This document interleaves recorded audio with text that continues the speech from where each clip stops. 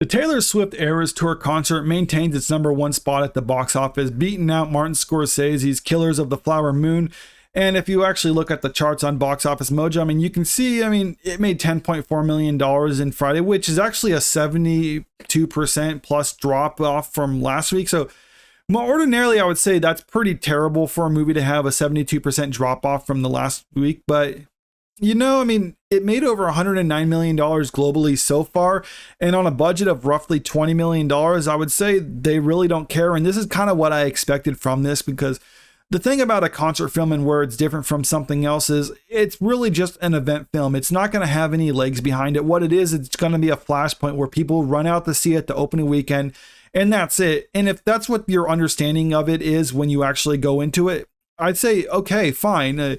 If you're producing this sort of thing, you're like, okay, we're going to make a ton of money first weekend and then that's it. And they pretty much accounted for that and gave it a modest budget. So everything afterwards now is just profit, which is actually pretty good. And some people are taking notice of this too, most notably Christopher Nolan, who was praising the Taylor Swift Eras Tour concert because it was a method used to actually get people to run out the theaters again, because Christopher Nolan is all about the theatrical experience and getting people out to cinemas instead of just staying home and watching movies there.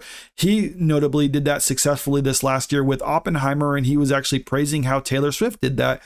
Because in his mind, he doesn't care what gets people in the theaters, whether it's a movie or a concert experience or just anything like that. It is just as long as people go. And people are starting to take notice of this success too with her concert film. This headline from Variety: will the monster success of Taylor Swift the Eras Tour bring back the concert film? It should. Now, in the article, it talks about how this last year we have seen a lot of trouble with studios, not necessarily making, some of them just making outright bombs, spending $200 to $250 million on some of these blockbusters that have been losing money for the studios. And basically, they're not offering an experience that people want to come out and see. And it was saying after watching the Taylor Swift concert, here's the quote from the article. So when I came out of the Taylor Swift the Eras Tour, having experienced for the first time in a while what it was like to share a concert film with an ecstatic audience, one of my first thoughts was, how could they do this again? And this is kind of what they propose in the article. There are 52 weeks in a year, and every one of those weeks that features a wide release movie that people are lining up to see goes into the plus column of sustaining the theatrical experience. In that light, I propose the following. For 2 or 3 of those 52 weeks, why couldn't they, the hit release of the film or hit release of the week, be a concert film that legions of fans are excited enough to see, come out and see? And I can understand that perspective where it's like, okay, studios are producing a lot of movies that really don't land with audiences. This concert film really landed with audiences, so maybe the solution is more concert films. And I think on the surface, that's a good idea. I mean, granted, you're never going to replicate the success of this one right here because Taylor Swift is the biggest pop star in the world right now. So it makes sense that it'll have the biggest opening weekend for any concert movie that we know of. And could we replicate this success? Maybe if there was a star that became bigger than her or something, or maybe just the planets aligned for some other star. But since this was relatively cheap to produce, like $20 million, I could see like getting a lesser pop star, but still someone popular, spending like $10 million to produce something and then releasing it. And like, it could probably make like 50 million. It's like, okay, that's a good chunk of change for both the theater and whoever produced it, whether it's being distributed by AMC, like with the Taylor Swift Eras Tour or whatever, it's some studio distributing it. I mean, at that point, it doesn't matter either way. It's just the point is that there is money to be made with these.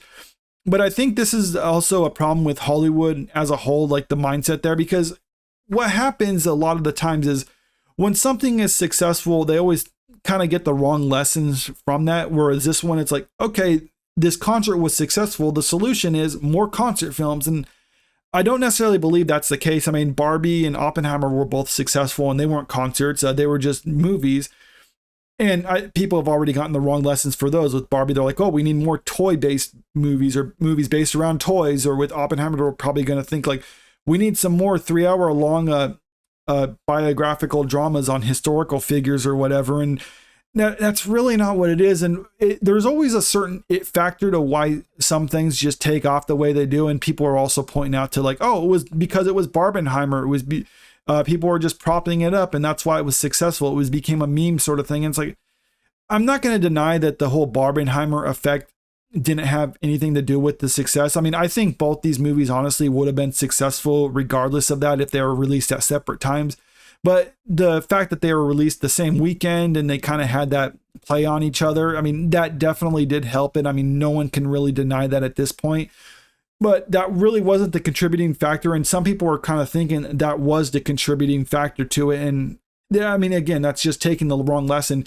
Ultimately, what's needed is to create a cinema experience, something that gets people to actually want to go out and watch it in theaters, because we can watch a ton of movies at home on streaming services and whatnot.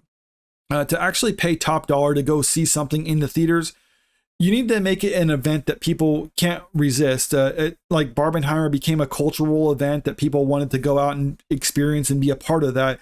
This one is like, okay, well, Taylor Swift, if you're a big fan of hers and you aren't able to actually see her Eras Tour concert, come out and see it in the theater. And it's basically the closest experience you'll get.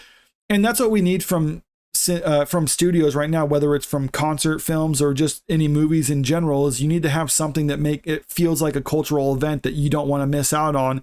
And I don't know how you could actually artificially create that. And if they think the solution is literally just more concert things or whatever, or more Mattel-based toy movies, then they're already kind of exemplifying what their problem is. They're just trying to follow and chase a trend or whatever without actually trying to think like, how do we get ahead of this? I mean, you never succeed by chasing trends. You have to try to create the trend yourself. And I don't think they're creative enough to do that at this time, but maybe I could be wrong. But maybe you should just be the solution is get people like Christopher Nolan, who tries to almost be the one that everyone chases. So get someone like him and let him do what he wants to do. And that we could probably see more success from studios and more people coming out to see things in theaters. But that's just my opinion. Let me know what you think about all this in the comment section below. And if you like this video, make sure you click that like button, share the video, and subscribe to the channel if you want to stay up to date with the latest news. Thank you.